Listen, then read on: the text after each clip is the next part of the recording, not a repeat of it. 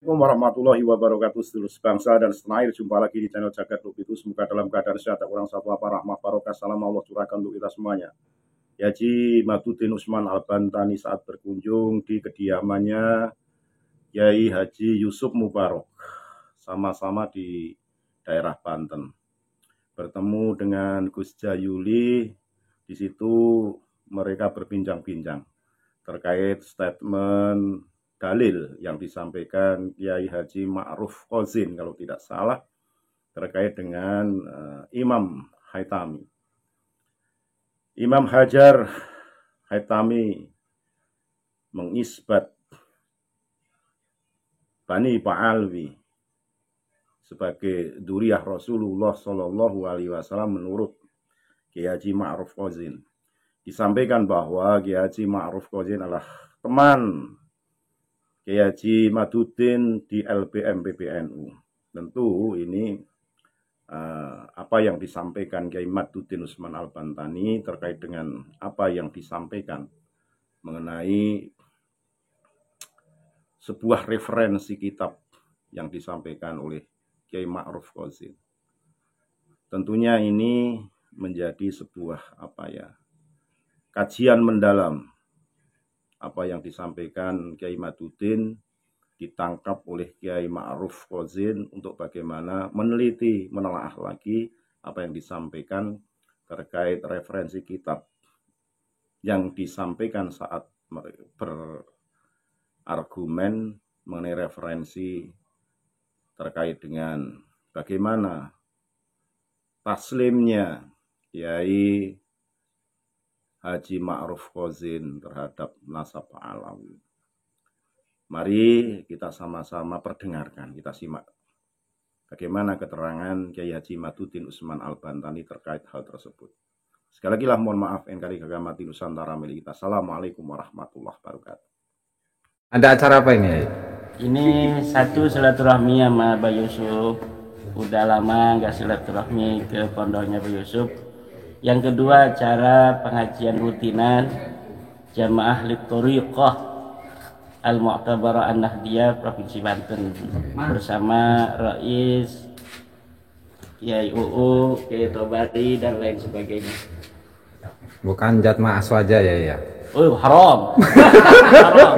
Jatma Aswaja haram. Minad dukhala wal lusaqa. Jadi nasab sama tarekatnya pun nyangkok gitu ya? Sama-sama, karena itu sudah jadi DNA-nya mereka.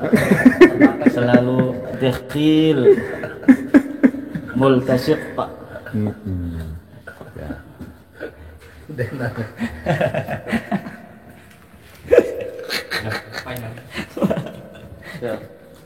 Ini udah jatma. Ini gitu kan kayak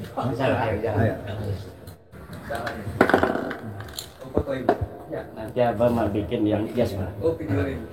Bikin sendiri. Jadi PBNU itu ngelarang ngebahas nasab apa gimana Mbak itu Pak?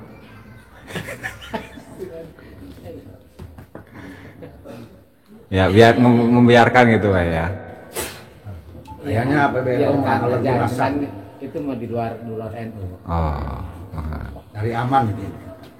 Dari aman Pak ya. Dari aman. Yang kasihan itu Miftahul Ahyar, kasihan.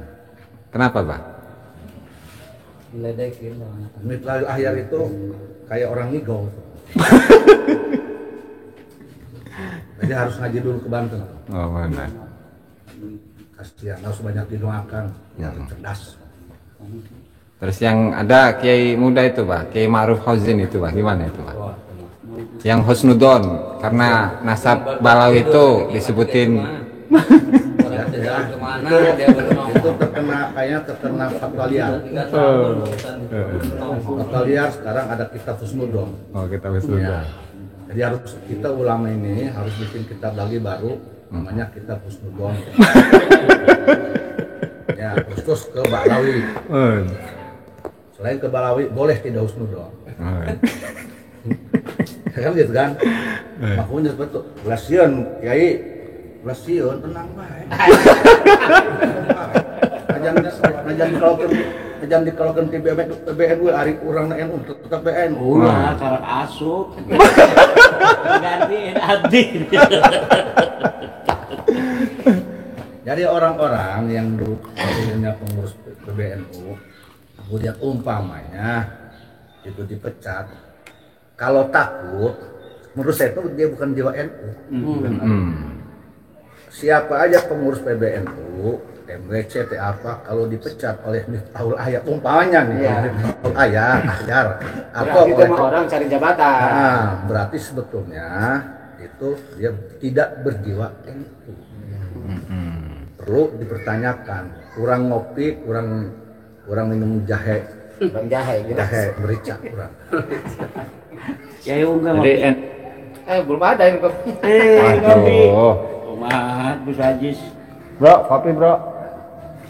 Gimana tentang siapa Kiai Ma'ruf? Siapa kemarin? Khazid. Ya dia teman saya kan di LBM. Yang dulu waktu ribut di grup LBM membahas nasab 99% kan dukung tuh di grup itu. Kalau beliau dulu nggak pernah komen Tentang nasab. membantah, tidak pernah juga ngomong mendukung. Fabana annahu minal kabain al-an. Terus harus gimana itu Kiai Ma'ruf Hazin Ya ya? enggak, sebenarnya nggak perlu ditanggapi, cuma karena kita khawatir masyarakat menganggapnya itu sebuah kebenaran, maka kemarin saya bersusah-susah menyempatkan waktu untuk menanggapi. Ya seperti yang diterangkan oleh Gus Ajis itu kan sudah jelas. Beliau Ibnu Hajar itu menukil kitab Al-Juz'ul Latif. Nah harusnya itu Ki Ma'ruf Khazin baca Al-Juz'ul Latifnya itu. Jadi itu hanya beda-beda redaksi saja. Jadi hampir 20 lembaran dari kitab Al-Juz'ul Latif itu diambil disalin oleh Ibnu Hajar. Nah apakah itu betul-betul Ibnu Hajar yang mengambil dengan kemudian diganti tarkibnya dengan maknanya saja? Apakah itu hanya penyalin yang memasukkan? Karena perlu diketahui bahwa hasil cetakan kitab As-Sabat itu, Sabat Ibnu Hajar, hanya ada di versi Al-Ahqaf di Yaman saja. Dicetak oleh orang Yaman dari manuskrip keluarga Al-Yahya dari Ba'alawi. Apa betul itu kitabnya Ibnu Hajar? Wallahu a'lam bishawab. Itu yang nakik guru saya itu Kiai. Yang nakik gurunya Gus Ajis ya? Kan di Al-Ahqaf itu. Iya, manuskripnya dari Al-Ahqaf 2 katanya. Betul. Dari Al-Azhar 1, yang satunya dari mana itu? Nah, tetapi rupanya yang menjadi i'timad fit tahqiq adalah manuskrip versi Yaman dari keluarga Al bin Yahya. Jadi sebenarnya saya tidak ingin ke situ ya. Itu nanti itu. Kita isinya dulu. Dari isinya saja itu bermasalah. Artinya bermasalah. Ma kataba Ibnu Hajar fi kitabihi hada laisa isbatan li anna an-nasaba lahu qawa'id wa min qawa'idi ilmin nasabi an-nasabu la yusbatu illa bi kitabihi wa kitabus sabat laysa min kitab Al-Ansab. ulumil ansab fala yahtaju syakhsun bi hadzal kitabi qat wa illa raja'a min haitsu ja'a.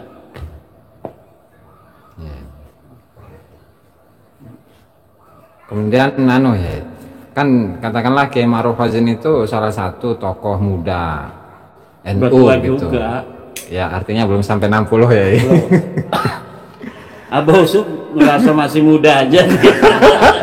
Pas suruh lari kan udah gak kuat. Jiwa muda. Jiwa muda.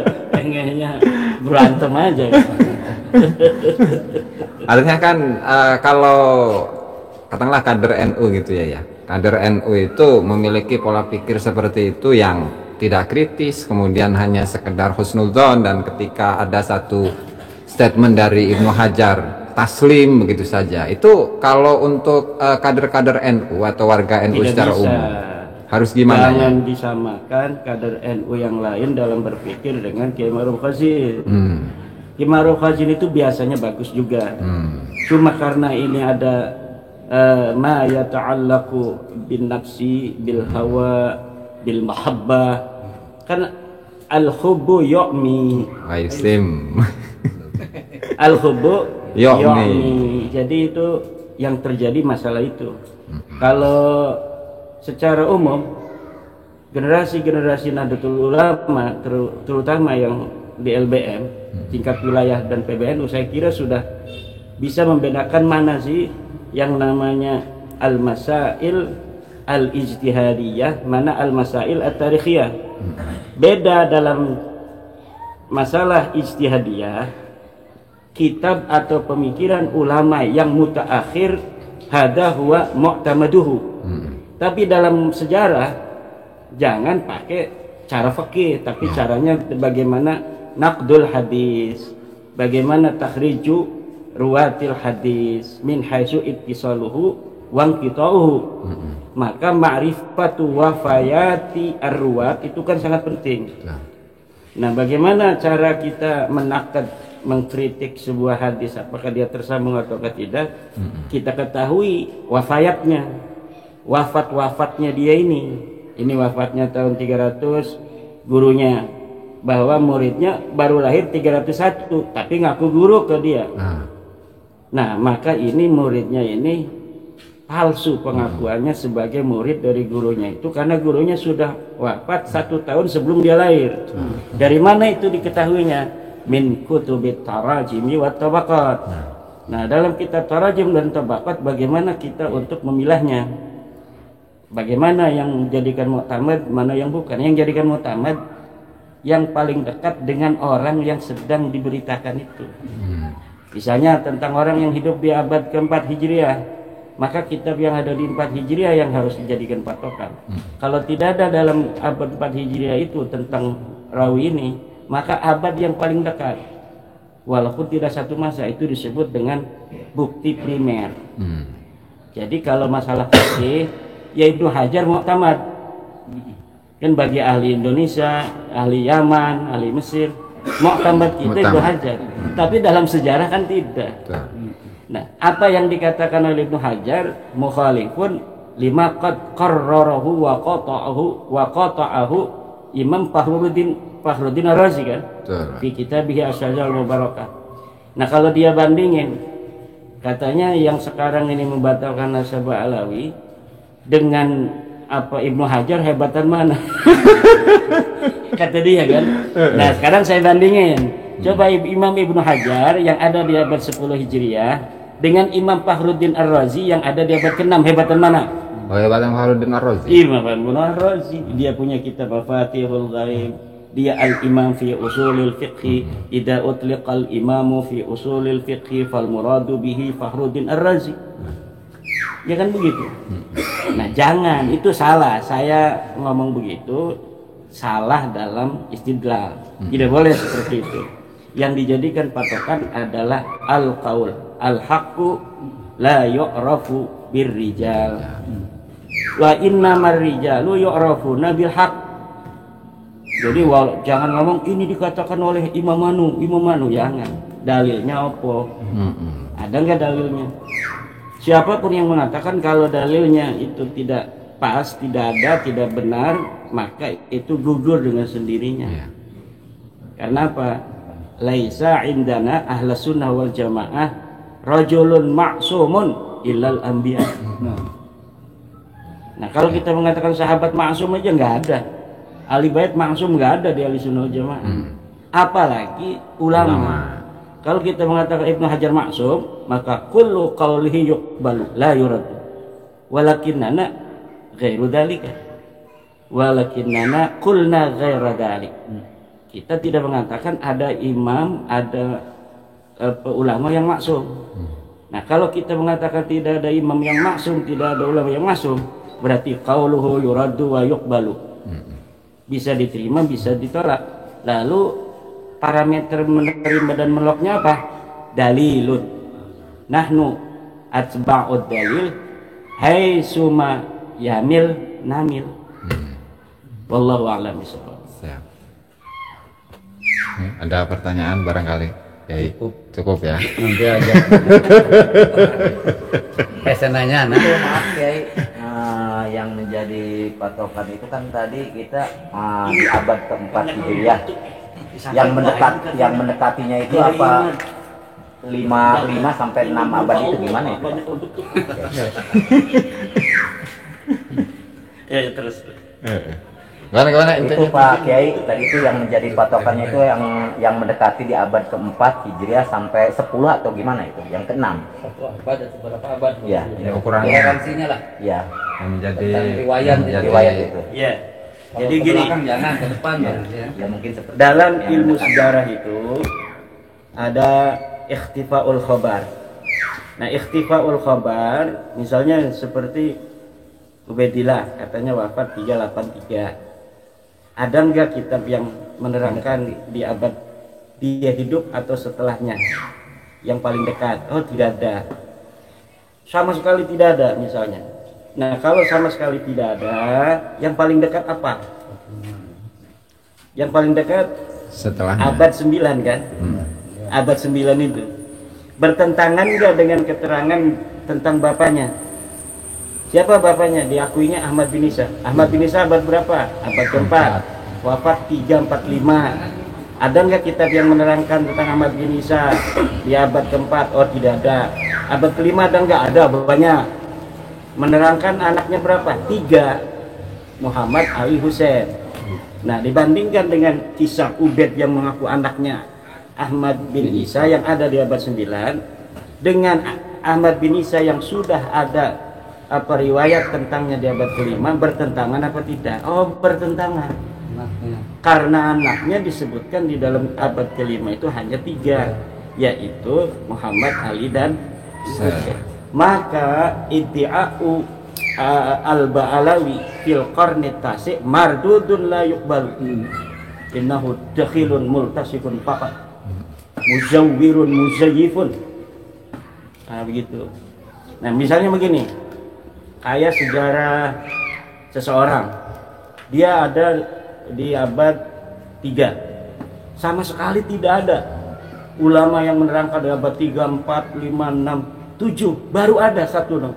Itu bisa diterima selagi tidak bertentangan dengan kitab yang lain. Itu namanya argumentium excellentio. Selama tidak ada yang membantah, maka ini bisa terima. Tapi Ubaid ini nggak bisa karena sudah ada yang menolak di abad ke-6, abad ke-5. Asy-syajarah mubarakah qad qata'a bi anna aulada Ahmad bin Isa innama min salasati banina Muhammadun wa Aliyun wa Husain. Laisa fihim Ubaidullah. Tas mas. Dah. Oke, baik, Mama. Masih ada kan nggak habis? Dah itu saja ya. Allahumma fiqh. Assalamualaikum warahmatullahi wabarakatuh. Ya,